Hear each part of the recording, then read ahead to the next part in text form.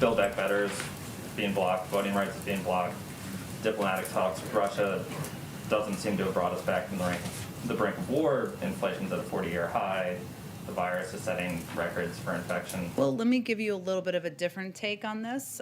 More than 200 million people are vaccinated. We've had record job growth, record low unemployment rates historically in this country over the last year. We've rebuilt our alliances and our relationships around the world. If you heard it, that was a reporter grilling White House Press Secretary Jen Psaki about President Biden's agenda appearing to be collapsing this week. But is this his worst week ever? That is senior White House correspondent John Gizzi in the Monitor there, so he can break it down live for us. John, what was the biggest blow for Biden this week, and whatever happened to Build Back Better? Well, we have said several times that Build Back Better is dead on arrival.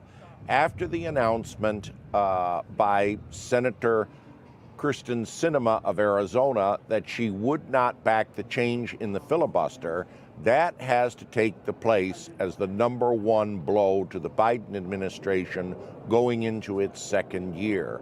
They had clearly counted on the Grand Canyon State lawmaker to cast the vote to break the filibuster and allow the Freedom to Vote Act to pass.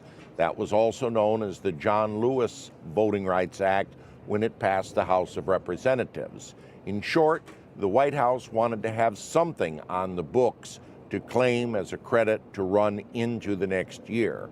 And it is not going to be the Freedom to Vote Act. This has to be a big blow. Why would Schumer continue to push this in the Senate if you all but have a done deal here? You would need the filibuster to beat that 60-vote threshold. Sinema says it's not going to happen. Absolutely. And Schumer pushes it because it's an election year.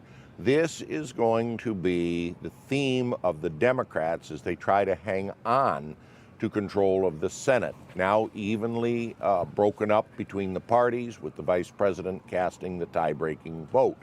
They want to simply say that Republicans, with a few, one or two Democratic allies, are obstructing legislation that is needed, and that's why more Democrats are needed, so the White House does not have to go back to Senators Sinema and Manchin. Yeah. It's that simple politics.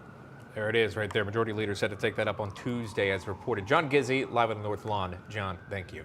You just watched Newsmax TV, America's fastest growing cable news channel, now in more than 70 million homes. You can get Newsmax TV on your cable system or check your cable guide.